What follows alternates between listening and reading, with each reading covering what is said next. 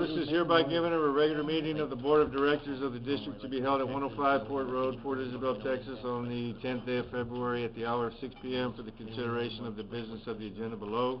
This notice is posted at the office of the District on February 5th, 2016, in accordance with the Texas Opens Meeting Act, and a copy has been furnished to the County Clerk in Cameron County, Texas. This meeting is called to order. There is a full quorum. All 5 board members are present. Item 2 I'll dispense with. We did that during the workshop. Item 3, invitation to the audience for discussion. Anything, audience? Item 4, consider and approve the minutes for the regular meeting of January 27, 2016. So moved. Motion by Mr. Wells. Second by Mr. Thomas. Questions, comments? All those in favor say aye. Aye. Opposed? Motion carries. Item 5 is the General Manager's report. Mr. Galan. Yes, sir, Mr. Chairman, on the rose garden, we were asked by Mr. Joey Salinas if we get a picture taken with family and do like a little memorial service, like be there and say a prayer and take pictures. And I wanted to see if you all wanted to get involved with that, take a picture with him. See what day y'all can come or make it between now and next meeting. Okay. And, I'm in favor of the family doing that. It's a family. It's dedicated to Lupita. That's my that's personal. what he requested, just the family, but then if you guys want to get involved, and administration will probably be there also, because he kind of requested that as we work together. Or, yeah, whoever, but I don't think the board should Y'all figure out a date with the say. family, and then just advise the board, I guess. Okay, you do. You're gonna put it on this back here? Right here. The Port Isabel press to come and, Okay. do something on the paper for it. All right, good. Where are you gonna place the flag, in the front here or on the It's back? in the front already. In the front? Yes, we need to change the lighting on it. Whatever with Mr. Torres, was the tree back there too? I forgot about that. The trees? Yeah, it's over in the Memo? back. Memo, Perez. Memo is in the back. Perez? It's in the, like on the south side of the property. It's a tree has been having a hard time growing, but. Yeah, I know, that's. Put some more water on that. And,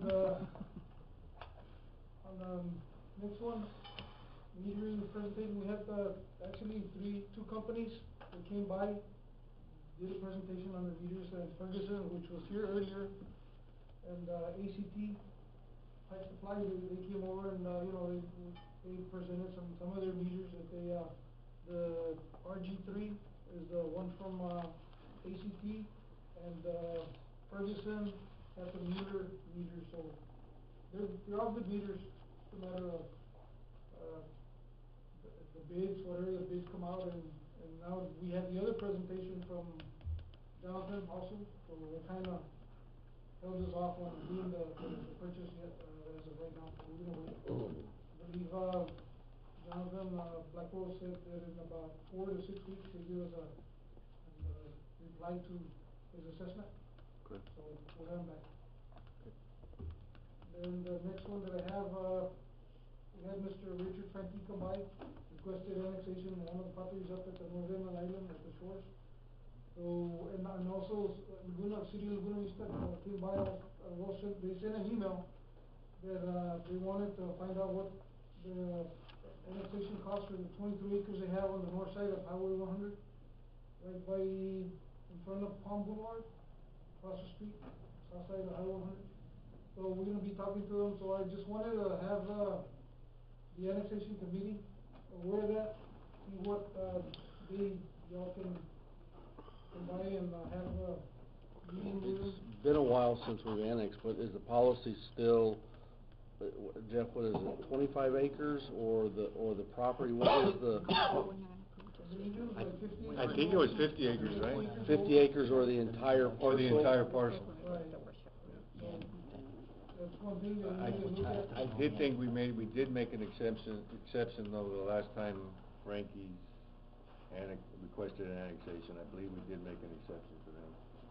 Right, and, they've already annexed a lot of property up there. Yeah, they've annexed a bunch.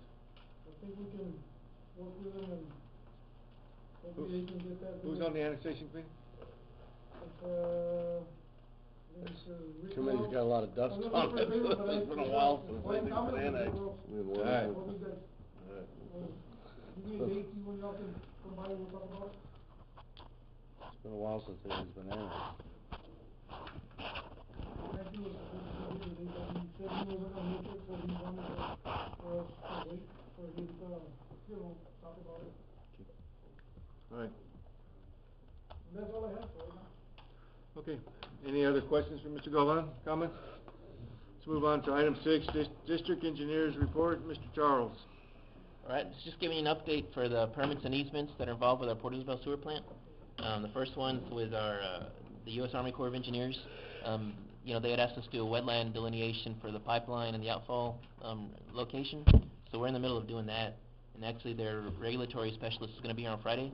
So we're gonna just go ahead and meet with them on the side and kinda walk through it. Cause some areas look like wetland features, some don't. So we'll just kinda wait for their direction that we get on Friday to see how much is gonna be involved with the permitting through the Corps. But that's where that one's at right now. And then, I guess the other item would be with TCEQ, where for our major amendment on the discharge permit to relocate it. And so basically, we got comments back. We submitted the application in December, got comments back January 8th, and returned the comments on February 5th. So with these comments, we should get declared administratively complete. So once that's done, it'll kick to a technical review, and we expect maybe a minor comment, mainly because we're choosing to maintain our authorization of this monofill that's in the existing permit right adjacent to the sewer plant. So we're looking at we did some additional forms to keep the sewage sludge technical report done and keep that in the permit. So that's basically what's the latest with the TCEQ permit. And as far as easements, with the navigation district, they're ready to sign.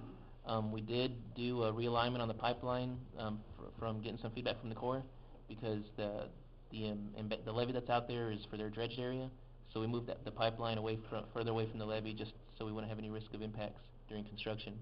And so that's gonna turn around and change the alignment. So once we have that revised survey here by the end of the week, we'll have all the documents in place to sign our easement with the navigation district. And then with the Garcias, we're still negotiating some of the terms of moving on from the existing language in that effluent easement versus some of the language that we want to include on the proposed conditions. So we'll continue working with them on that one. That's basically where we're at with permits and easements for the sewer plant. I don't know, any other questions, or? Does it look like we're making inroads with the Garcias? Yeah. Yeah, I've exchanged, so we spoke to, I guess, a family member. Yeah, to TKD, yeah. And we expressed some concerns. And then he, I guess, referred us to an attorney. And I've been exchanging messages with the attorney. But there's some critical things we need to overcome. They're tough negotiators. Well, typically a one-way street. Well, and we're trying to deviate substantially from how the original agreement is written. No, there's no two ways about that. I mean, what we're asking for is a substantial change, because we're doing something different, quite different. It's not ending at their property; it's going through their property. So it changes the circumstances quite a bit. So we'll see how they respond. I thought the only problem we had was they still wanted to be able to use the effluent. Is that the only problem we've got? Well, that would probably be better suited for an executive session conversation. The place. All right. Let's move on to item number 7, District Director of Operations Report. Victor? Yeah, just a couple of updates. We did get in contact for the river, the diver for the river.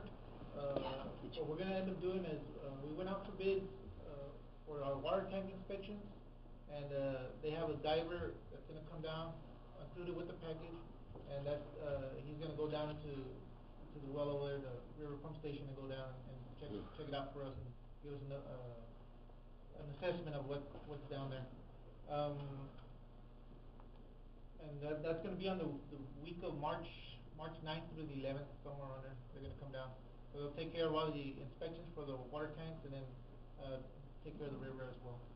And then we'll get you an update on what's going on. And then, another update, was from Mr. Cantu, Noe Cantu. You asked about the chemical, usage from 2013 to 2014, and then 2014, 2015, so far, we've saved about 31% on chemicals, and that's just using the main chemicals. Can't really do a lot with the new ones that we just got, because I mean the plant just came up. But with the originals that we had before and with the ones that we're using now, it's about 31% savings that we've had so far. And then over in the for the water and the sewer taps, we had in month of January, we had 9 water taps and 3 sewer taps. And then also for the meter testing, or for the meter replacements, we had 11 swaps in the month of January, and we also changed out 18 transmitters. Now that Mr. Lopez is in charge of the meter testing program also, what he's doing is a lot of these transmitters, the employees go out, they're taking them apart, they're cleaning them, and then putting them back in, and they're working fine. So that can save us a little bit of money there, instead of having to replace them all the time. And then I gave you all a report there on the salinity that we had over in Laguna Vista. The green numbers went down, the red numbers went up, and on Ebony on the south side, I mean that went down, and that's where we put in the new line. And then also on Mesquite and 510, we put in a new line from 510 along all the way up to Ebony, and that feeds into this one, and that one went up. So it's just fluctuating different areas. We did the improvements that we did were needed because the sewer lines that were there were already deteriorating. So we are getting that, but there's still these numbers just keep going down, going up and down. Victor, on the first one you have there, Palm Boulevard South, did you miss a point? Is it 2080.0? Yeah. No, that's what it read on the 2014, the report that I have. That's the way it was. 20,800 parts per million. Yeah, that's what it was. It might have been when they sent it, because I looked at it too, and That's all a the other real ones have a long point. range. So I Right. figured it probably is a point, but that's the way it was reported. So that's the way I wrote it down. So all all the well points and the line re-sleeving that we've done has really not helped us with the salinity whatsoever. If you look at Laguna Vista Sewer Treatment Plant, the outflow, it went up about 6,000 parts per million. Yeah. How do you figure that? And then I even put in the bed page in 510, because we didn't do anything on the golf course side, and That went down. It went down. So I mean, it's just. But we sealed those manholes though, didn't we? Yes, we did. Well, we sealed manholes, we did line replacements, we did well point things, and it still hasn't helped the it still hasn't helped the salinity. It's still up. Unreal. Unreal. I mean, it went up quite a bit from the sewer treatment plant, didn't it? Yes. That's 6,000 parts per million And that's almost. after rain or anything, did any of this have, I mean, was it timetable between then and now? No, this, when they went out for, it was a 2-day. We made sure there was no rain or anything involved. That's something we need to look at, guys. You need to find out why salinity is so high there, man. Well, what I heard is that they're gonna go out there tomorrow and start videoing the lines again. Yep. We're gonna video the sections that were put in, the new sections. And we're gonna video those lines just to make sure everything's still good for everything that was repaired is in good shape. You know, with this salinity this high, that we'll never be able to use it for effluent for anything. Not without these salinity.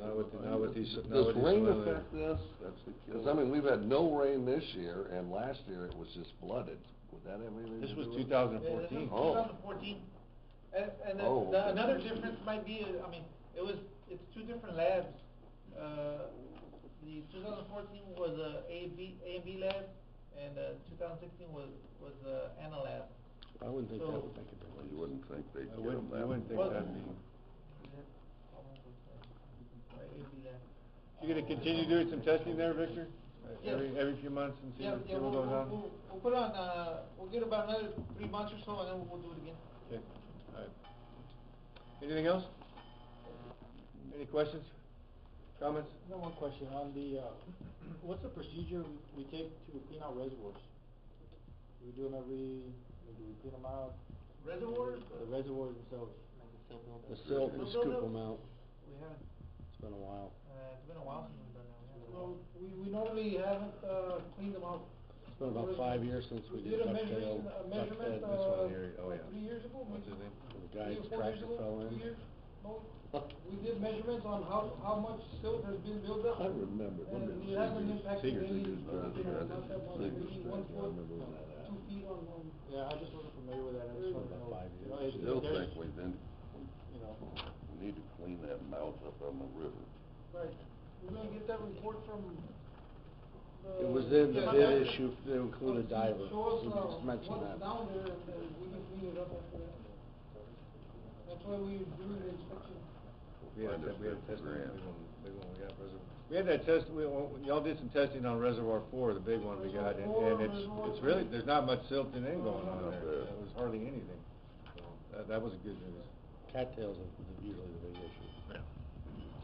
All right, very good. Any other questions, comments? Let's move on to item 8, Director of Finance report. Tawana? Yes, sir. I would like to request, a budget meeting, a budget committee meeting, if possible, prior to the next board meeting, February 24th. What we have in the budget right now that we need to amend is, we have a deficit over like 100,000, more or less, you know, that we've been kinda like going over.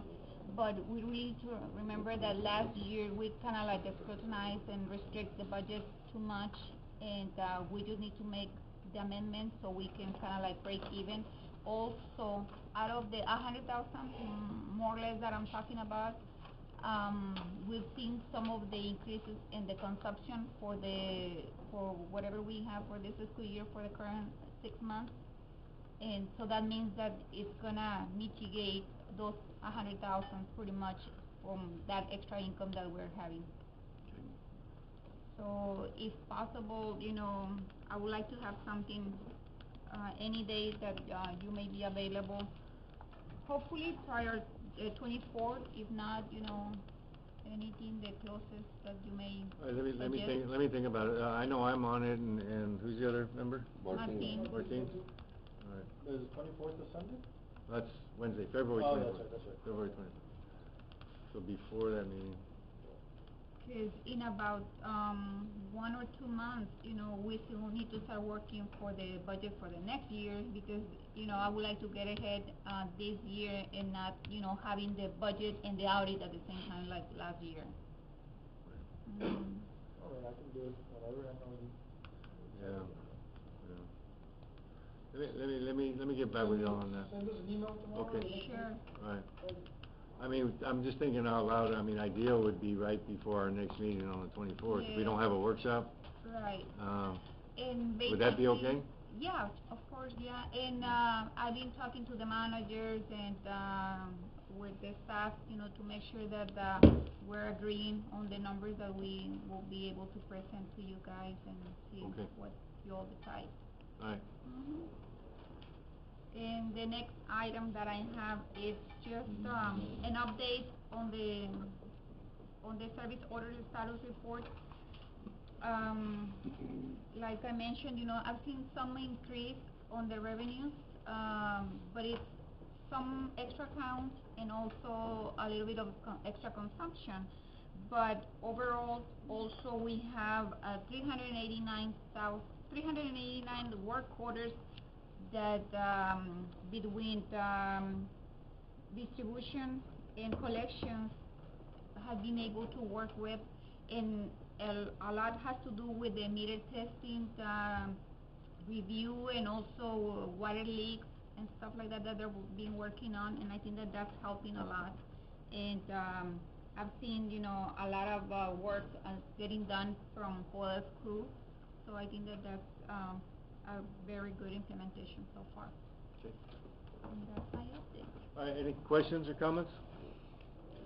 All right, let's move on to item number 9, presentation by Black & Beach to consider aquifer storage recovery on South Padre Island.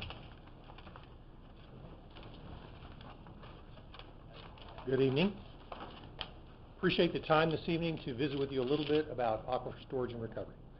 My name is Phil Cook. I'm a project manager with Black & Beach Engineers. I'm a specialist in water treatment, conveyance, water resource planning. Appreciate, okay, here we go. Visiting with Charles over the last year about your water system. Some of your water resource initiatives you've got some great things going. We visited a little bit about how your water system operates out on the island and some of the concerns with pressure there in different parts in the year. And as we looked at it, it looked like ASR has a potential to solve and mitigate several of the issues that you're having in your system. So this evening I just wanted to walk through a little bit about what does that look like? What's an aquifer storage and recovery system? What's it made of? What are some of the benefits for you? Why would you even be interested in doing it? Talk about some of the details about what we would go through to come up with a feasibility analysis to see if you'd like to take it a step further, and then, you know, funding and how you would move forward with, again, making that work.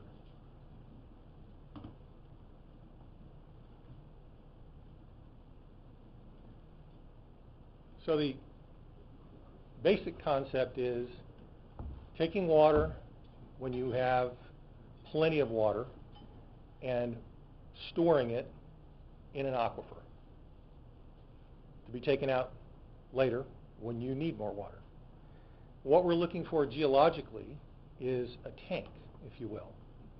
So the orange areas are impermeable areas. The blue areas are highly productive areas, somewhere that you would normally look for a well. You want to be able to extract the water. You want to be able to get the water into the aquifer and get it out. And you want it contained, because you want your water back after you put it in. You want to get it back out to be able to use it.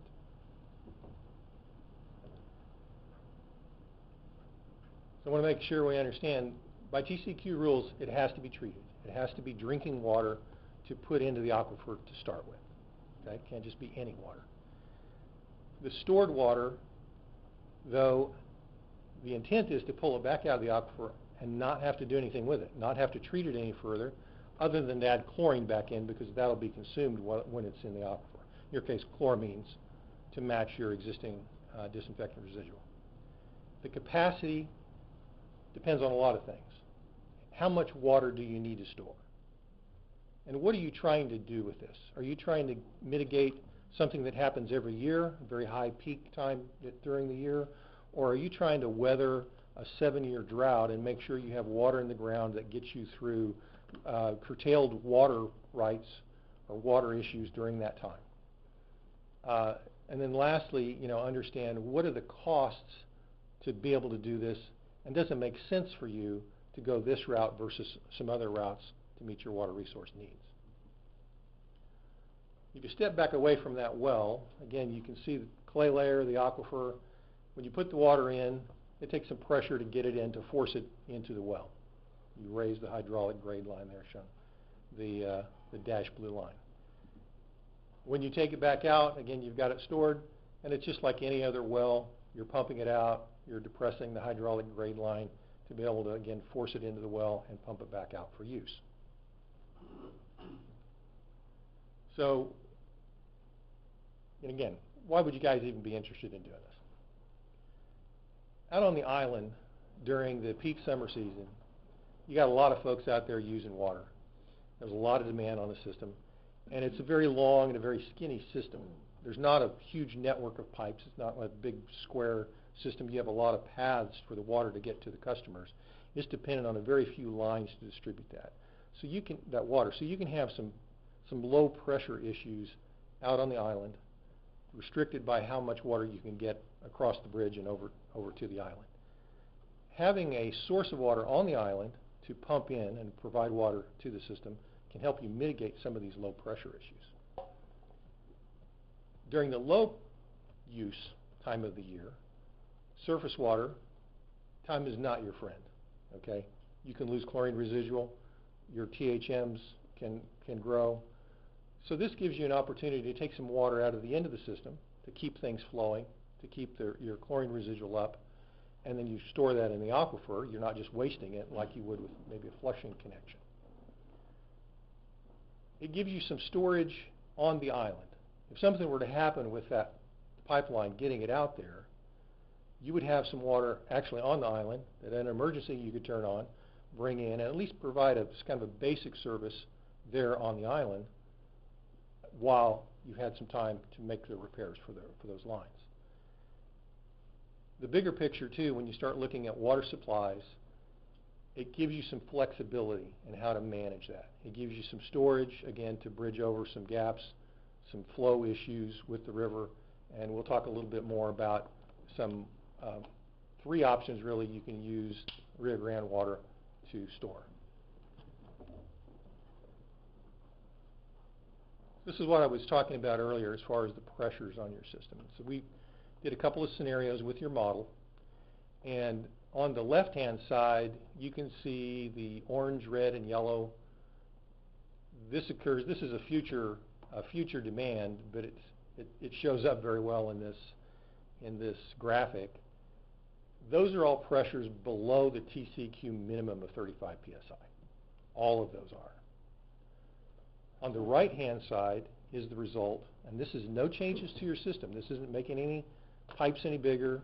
This isn't, pumping any change in other scenario. A little box up there that says ASR supply.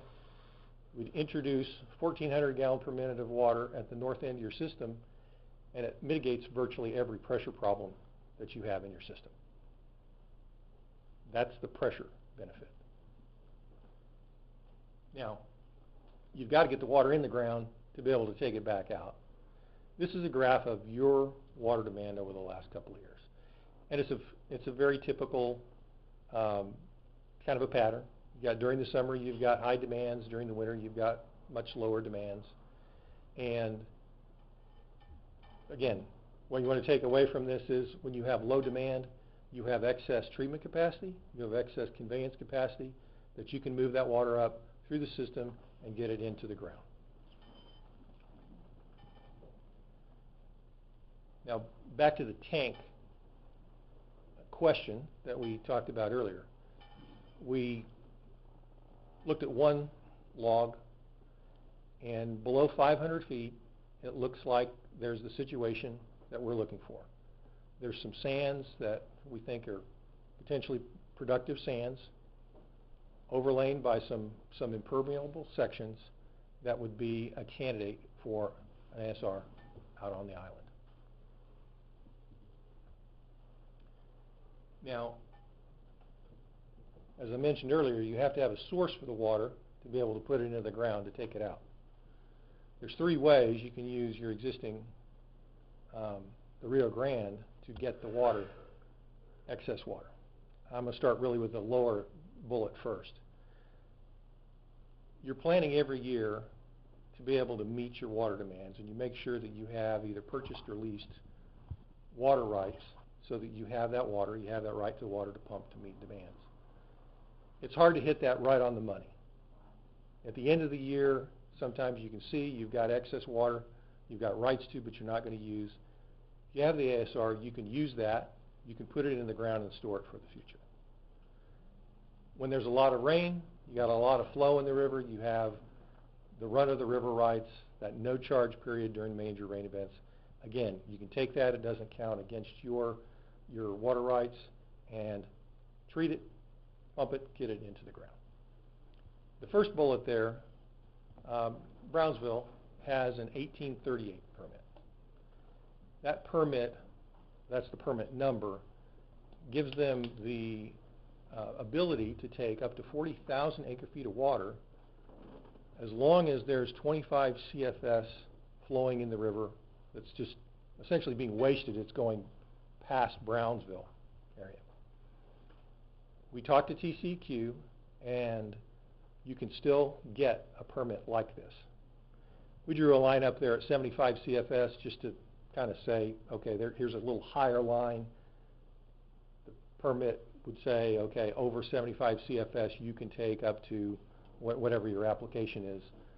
Acre-feet of water, you can take it, treat it, put it in ASR, or you could use it just to meet your regular demand. There's a process that you go through for that. The blue line that you see there is the river flow.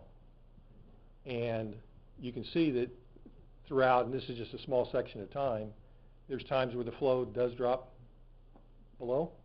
There's a lot of time where there's plenty of flow in the river that you could tap that source to store the water. As far as our scope of work, the hydrogeology, we take a look at all of the existing boreholes that we can find, put that together and map the aquifer, again, looking for those suitable areas for storage, determine, again, using those, what that well configuration would look like, what that capacity would be, what the cost would be for that. We do some more model analysis to make sure that we understand how that will work and how much capacity that we need to be able to make it function and do what we want to do with the system. Look at, again, long-term storage, look a little bit at weathering some kind of extreme weather situations as well. We provide the preliminary layout of the facilities, actually a fair amount of detail. And we want to make sure that you have good value. So we look at other options to try to mitigate these situations.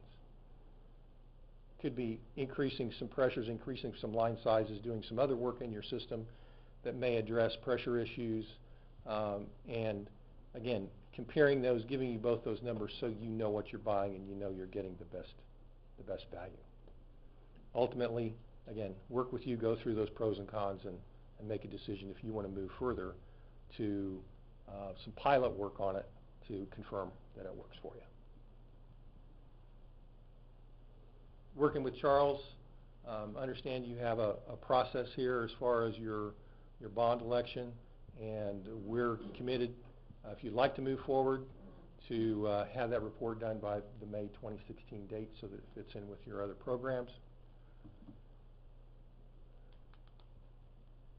Again, we'd provide the engineer's report, again, going into your bond sale procedure.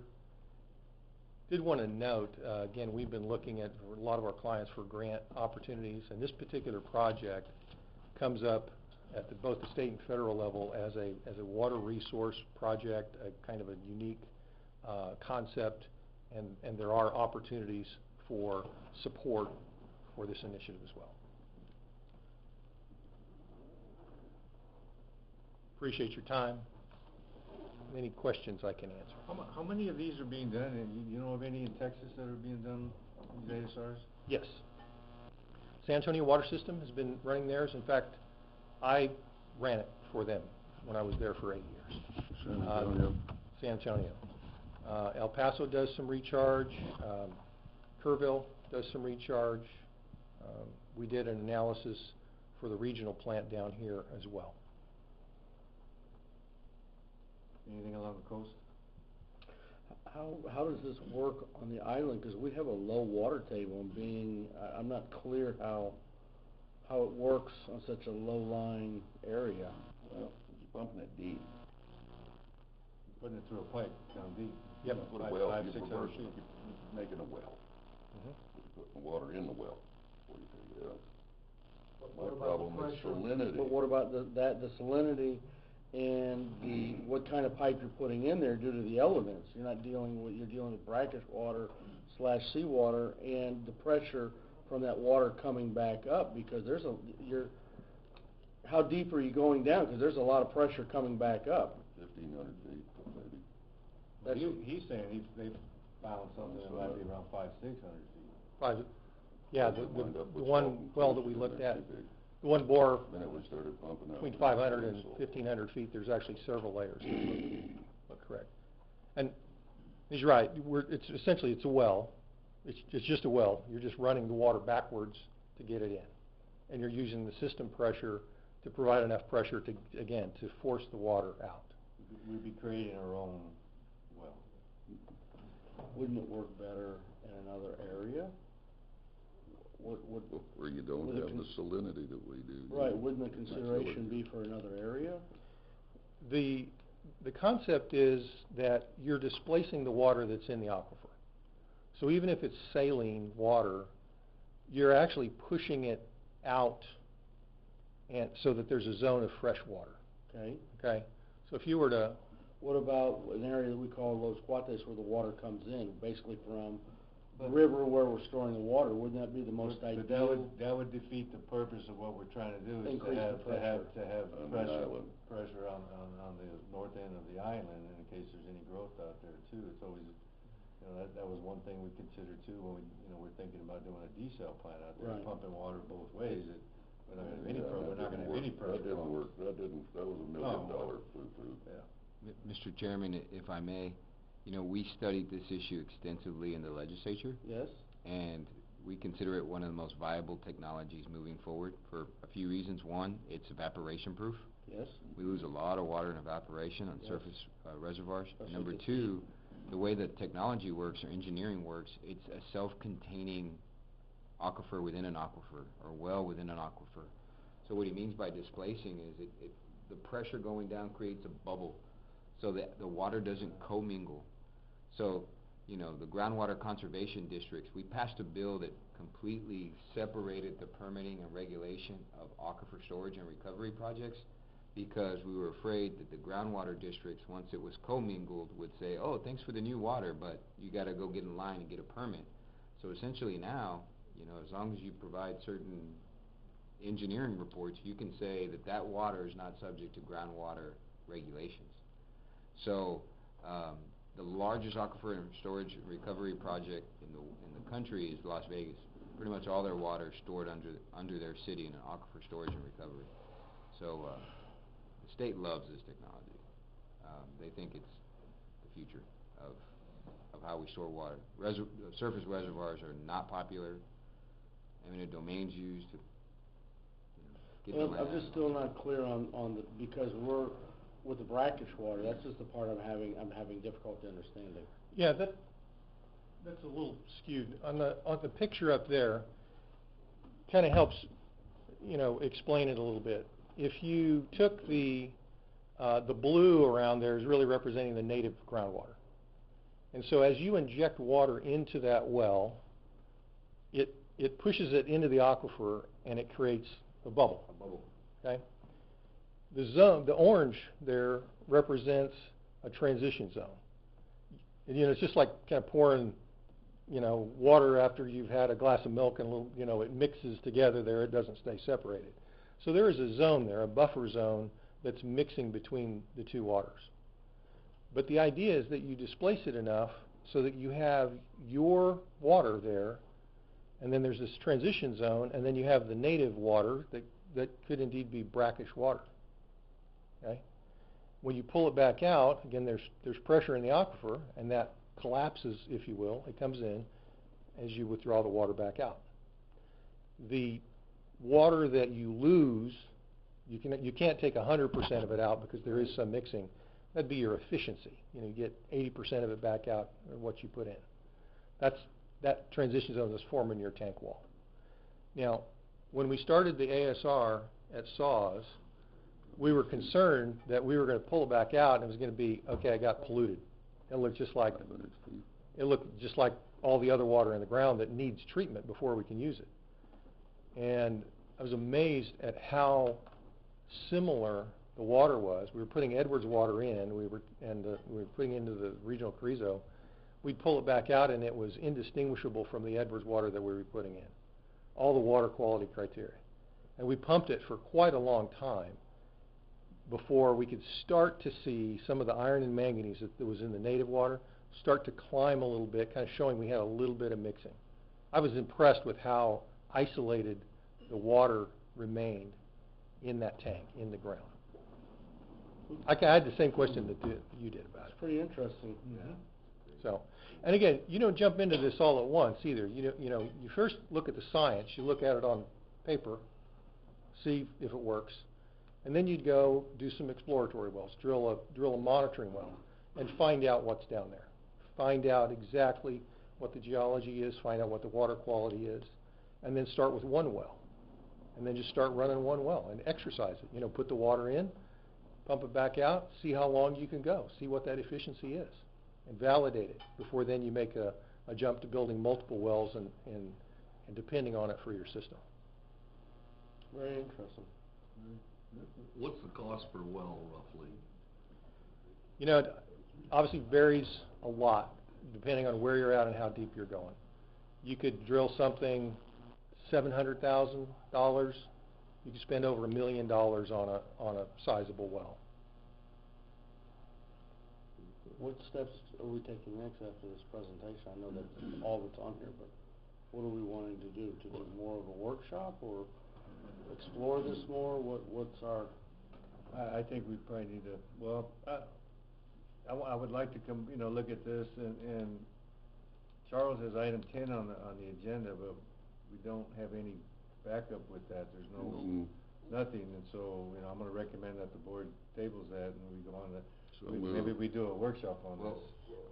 Move the we're table. still on 9, so we're tabling 9?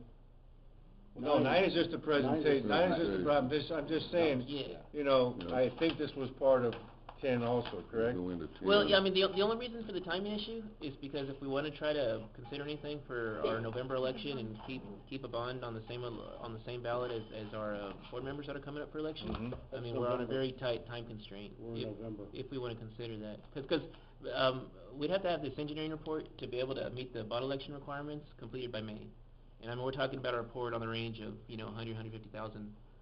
So you know, we'd have to kind of really jump into it pretty quick to meet our deadline. So that would be the only issue involved with tabling. Do we have time to put it on for a workshop before the next meeting? If schedule fits. Along with other projects, I mean, I'm sure you got some other projects you wanna put. Well, yeah, the two main projects are the advanced water treatment, which Corolla study has already completed, so that's set in stone. We know the dollars tied to that project. You're wanting the next Saturday workshop, Right. Or you wanna do it Saturday, or an hour before, or whatever. or an hour before the next meeting, 5 o'clock? So, because the deadline's, May 2016, for the... Yeah, I don't know when. Our next meeting is, February our next 24th meeting is is on our the next 24th meeting. of February, so let's go ahead and schedule one for 5 PM, and we'll do, consider and approve projects to be included in the general obligation bond, right? Yeah, that'd be okay. Is that fine, gentlemen? Good ball. All right. Any other questions for Mr. Cook? I don't have any. Thank you for your, Thank you. Okay, Very Learn interesting. more. We learned Great. something today. okay. All Thank right. you for your time. Thank you. Thank you. All right, gentlemen, item 10 is consider and approve projects to be included in the general obligation bond issue. Do we get a motion to... Move the table. Table that? Second. We have a motion by Mr. Thomas, second by Mr. Cantu. All those in favor say aye. Aye. Opposed? Motion carries. Item 11 is consider and approve an addendum to a contract for the company name change from Orbit Broadband LLC to G5 Internet Services. Mr. Gavan? Sir, I did receive a call from, Richard Galvan from Orbit Broadband, that, they wanna change the name to G5 Internet Services, Why? and, What's the reason for the that? reason that he mentioned is that Orbit Broadband is like an antiquated name. Broadband is not as, high-tech as nowadays, so he mentioned, internet services. G5 is, more into the high technology internet connections. So Strictly just a name change. Just not a name change for his or company, anything else, so- Contracted services or I reviewed anything? it, it's just a name change. Okay. that's all it is. All right. Motion by Mr. Cantu, Second. second by Mr. Wells. Further questions, comments? All those in favor say aye. Aye. Opposed? That motion carries. Item 12, consider and approve new procurement positions in the finance department. Mr. Gavan, something we discussed last meeting, correct? That's correct. And, what it is, that the procurement positions, one of them will be, accounts payable slash, procurement agent. And the second position would be warehouse attendant slash, procurement assistant. And, that's all it amounts to, changing those and, putting them in a new group. Any questions? Yeah, I got questions. Are these people gonna go out and shop bids, or is this a deal where they just call up and order it? What is that again? Are they gonna go out for pricing on this stuff? I mean, that was my whole idea behind doing this. Yes. Versus just call up and say, bring it over. They're No, gonna no, get they three do prices, the maybe bidding four and, prices. ask for, 3, 4 quotes, whatever is available out there. They're gonna actually try to save us some money, just not That's order this correct. stuff. That's our main objective to do that. Yes, basically they're gonna be implementing the policies, because on some of the policies, we were kinda like missing some of the quotings and stuff like that, but now they are gonna be, on the top of those, procurement matters, so everything can be absolutely, verified and presented for department heads and also directors and Mr. Logan as well. Is there gonna eventually have to be some type of change in the software from the warehouse? There's, centralized purchasing procurement from Encode, There. but right now, I think that we can make it work with what we have, and we'll see how that works, let's say in 6 months or in a year, and then we can think about something else. Okay, alright, very good. Any other questions or comments? We have a motion, please?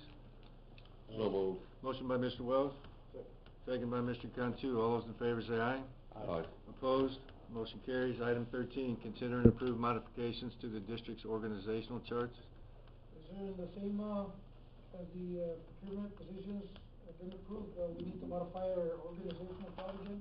Okay. And, it'll fall under the finance department? Those 2 positions. Need a motion, please? Motion. Motion by Mr. Friedman, second by Mr. Thomas. Questions, comments? All those in favor say aye.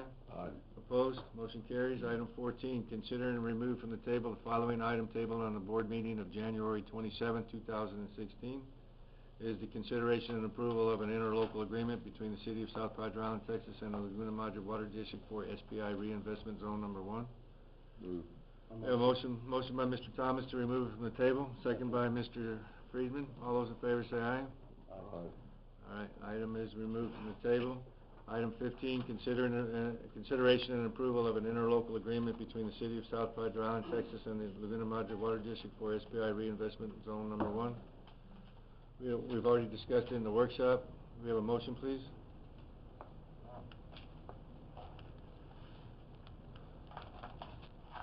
Okay, the item dies for lack of a motion.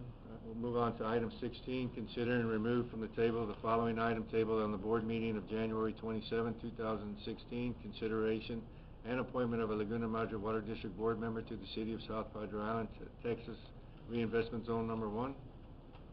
A motion to remove that from the table, please? A motion. Motion by Mr. Friedman, second by Mr. Cantu. Item 17 is the removal, consideration and appointment of a Laguna Madre Water District board member to the City of South Padre Island, Texas Reinvestment Zone Number 1. I believe that motion is going to be moot at this point. Is that right?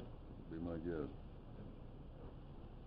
So we'll, since there was no action taken on item 15. So we'll move on to item 18, consider and remove from the table the following item table on the board meeting of January 27, 2016.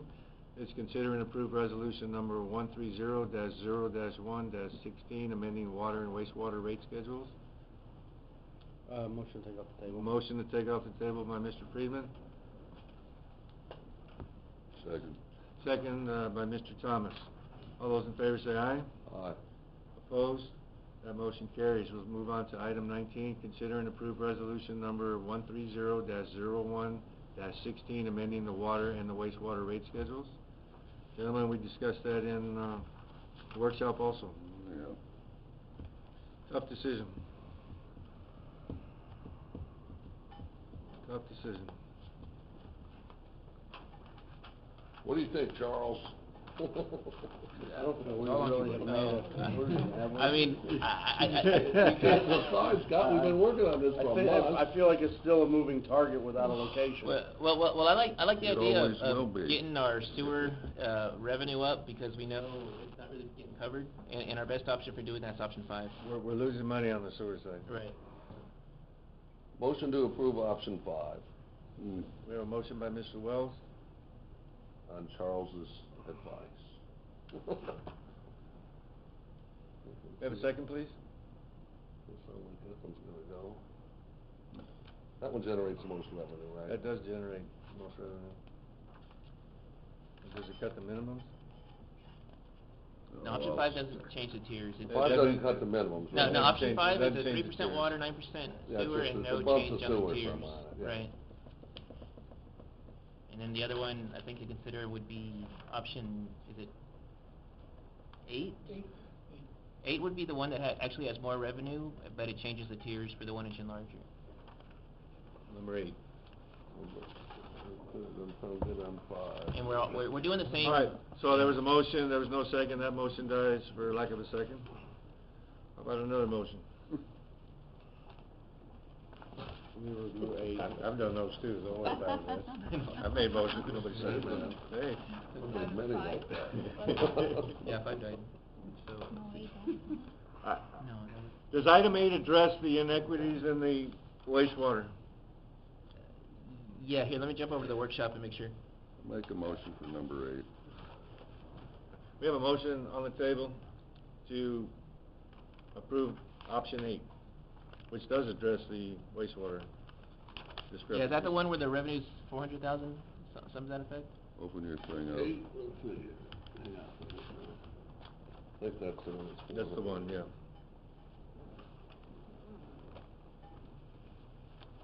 Wait a minute. One of the Where things they- that you where really they- have to think about is that the capital improvements, it's something that is needed. I mean, We know Yes. they're needed. And then, gentlemen, in the resolution, that money is going to be, it's strictly. it's strictly 100% of it is going to, the SDC, water SDC and wastewater SDC funds. Yeah, So I it's- confirm. It's Right. going strictly for capital improvements. What's the difference between the revenue on 5 and, well, here, let me look it up. Yeah, the revenue on 8, our projected revenue for option 8, which is changing the tiers for 1 inch and larger, is 400,000. And for option 5, 349. it's 350,000. So you basically Yeah, give but me- you said there was something different where it was gonna be, actually produce more, correct? Well, yeah, if you look at the breakdown between water and sewer, which is kind of the option 5, you're looking at 197,000 sewer increase. In option 8, your sewer increase revenue is about 148,000. 148. We're not that That, far that apart. helps, Yeah. that helps. We're not that far apart, then. All right, so we have a motion on the table by Mr. Thomas to approve option number 8. Do we have a second? I'll second it. Second by Mr. Wells. Further Not a sore comments? loser. Questions? All those in favor say aye. Aye. Opposed? One opposed by Mr. We got a deal, Cantu, and the man. motion does pass. Let's move on to item 20, consider... Can't call me sore loser. No, sir. Consider and approve travel for Board of Directors and Administration Department to attend the AWWA Annual Conference in Chicago. I'll make a motion. Motion by Mr. Freeman, Second. second by Mr. Wells. All those in favor say aye. Aye. Opposed? Motion carries. Item 21, consider and approve construction contract for Gulf Boulevard Water Line Rehabilitation. Mr. Ortiz? All right, yeah, I'll pass it over to Richard Correa. He's our engineer of record for the Gulf Boulevard. Mr. LMV himself? Yes. I've got one spare, I can leave it cold. Oh, That's yeah. all right. Is this the bidder right here?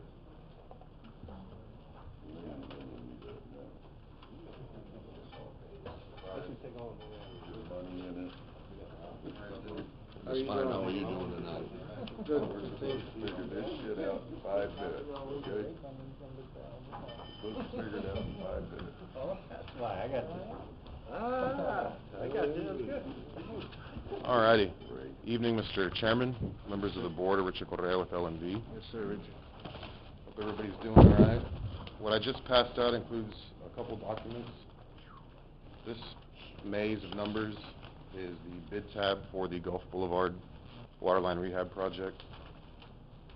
You can go down to the bottom on the second page and see how we tallied up total bids, total base bids, and then the recommended option, which is the total base bid plus add alternate number 1 minus a deduct.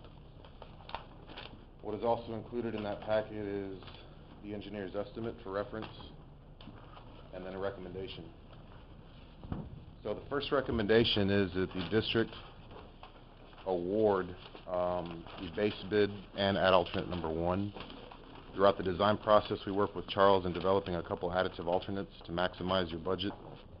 And what this add alternate number 1 is a 6-inch loop that'll better serve the east side of Gulf Boulevard, as opposed to us just making the improvements along the west side with the 8-inch water line. So that's the first recommendation. So if you go back to the bid tabulation, you can see there's 2 numbers highlighted in green down there. And these are our apparent low bidders. Well, they came in close, didn't they? $607, I think, separated those 2 bids. Wow. Yes, sir. So. And you work with both companies? I've worked with one of them, and after reviewing qualifications, company portfolios, references, related bid documents, our recommendation is that the contract be awarded to the 5125 company based on experience, not only in similar type projects, but LNV has experience with this contractor as well. And 5125 also brings AC line removal experience to the table, which is going to be involved in this project. So that's for $1,152,960? yes, sir. What do we have budgeted down there? Oh, well, since we have that SRF loan, we're gonna have to follow up with a budget amendment for water distribution. And so we're gonna increase our water distribution budget for the Series 2012 bond to cover the overrun here. Oh, Yeah. this is gonna be in the bottom. Yeah, we're basically gonna take money from, that's currently budgeted for the sewer plant and put it to the water distribution line. That's part of the budget amendment that we. Already, yeah, okay, that's fine. Okay, very good. Questions, comments? I'll make a motion. Motion by Mr. Freeman to accept the recommendation from the engineer to award the contract to 5125 company out of Mission, Texas. Second. Second by Mr. Cantu. All those in favor say aye. Aye. Opposed? One opposed. And Mr. Thomas opposed, but motion still does carry. Thank you, sir. Thank you, gentlemen.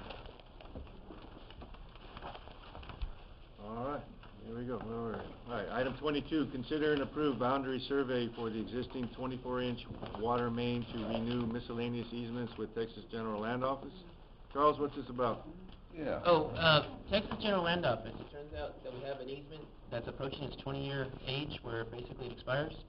And so, right now we have miscellaneous easements at the RV park, the KOA facility, and then also these 2 state tracks that are shown in the exhibit. Looking at it. And so basically, what we're proposing is to just go ahead and plat the entire 24-inch water line and create a new easement with a track, on a single track that covers all the way from the Portisville side to the KOA facility, to the campground. We don't have an existing easement?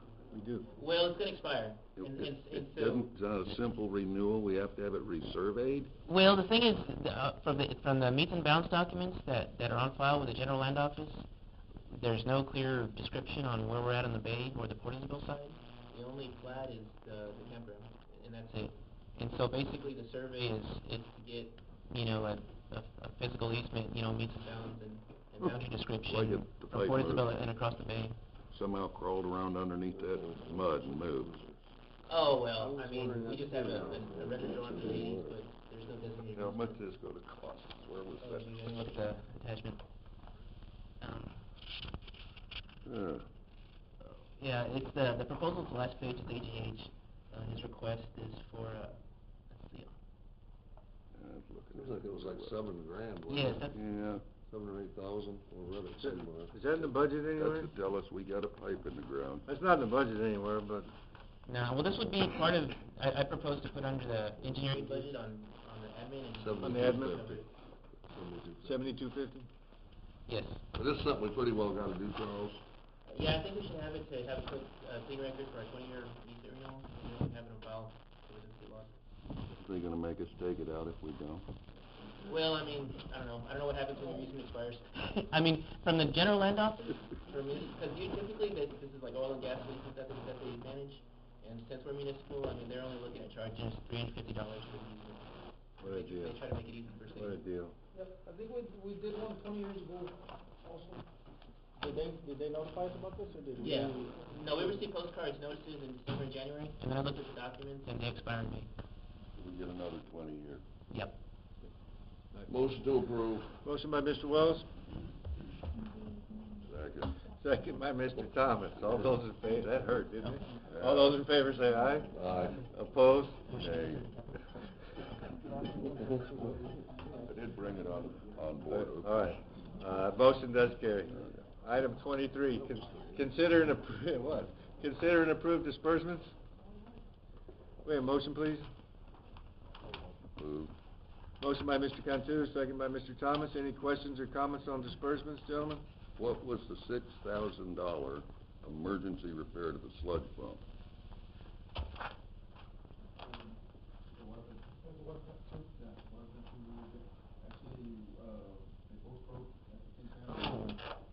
Our new plant? No, this is the backwash waste discharge pump. So it's the only pump station that we have in Okay, the the wastewater. too. The only thing we hadn't touched in the water plant too broke. Correct. Okay. Oh yeah, well actually the old pumps from the Quadras pump station, we pulled them and used that to keep this existing pump station operating. Okay. You know, Band-Aid, huh? Yeah. All right. Stuck on Band-Aid. All right, so we have a motion and a second. Any further questions or comments? Motion to adjourn. All We gotta- those we in gotta favor vote say on aye. this one first, Opposed? Motion carries. Be it that there's no further business of the Laguna Madre Water District, this meeting is adjourned. Thank you, gentlemen.